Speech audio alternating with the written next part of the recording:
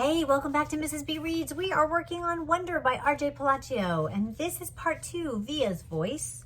This chapter is High School, page 91. What I've always loved most about middle school was that it was separate and different from home. I could go there and be Olivia Pullman, not Via, which is my name at home. Via was what they called me in elementary school, too. Back then, everyone knew all about us, of course. Mom used to pick me up after school, and August was always in the stroller. There weren't a lot of people who were equipped to babysit for Augie, so Mom and Dad brought him to all my class plays and concerts and recitals, all the school functions, the bake sales, the book fairs.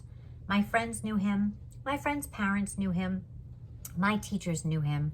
The janitor knew him. "How you doing, Augie?" he'd always say, and give August a high five. August was something of a fixture at PS 22. If you're not from Manhattan, you should know that PS stands for public school. Their schools there are numbered, not named like schools are typically in other states. So PS 22 means public school 22. Ironically, I think it's where I did my student teaching. But in middle school, a lot of people didn't know about August.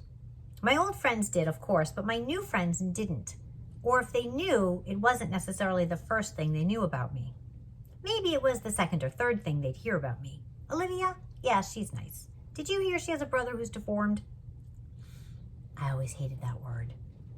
But I knew it was how people described Augie. And I knew those kinds of conversations probably happened all the time, out of earshot. Every time I left the room at a party or bumped into groups of friends at the pizza place. That's okay.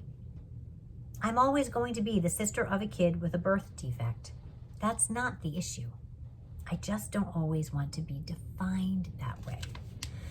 The best thing about high school is that hardly anybody knows me at all, except Miranda and Ella, of course, and they know not to go around talking about it. Miranda, Ella, and I have known each other since the first grade. What's so nice is we never have to explain things to one another.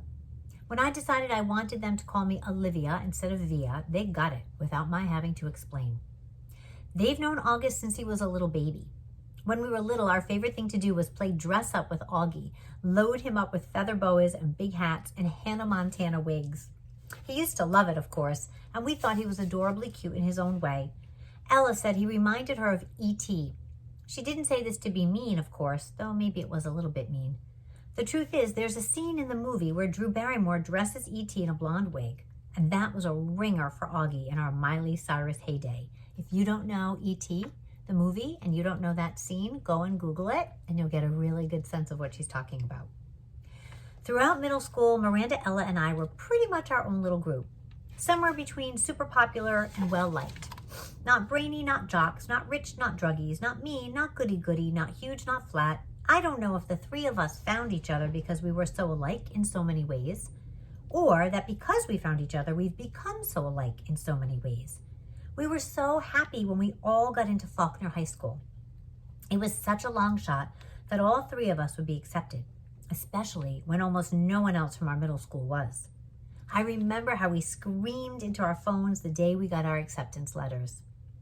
This is why I haven't understood what's been going on with us lately. Now that we're actually in high school, it's nothing like how I thought it would be. Don't forget to like and subscribe. Thanks.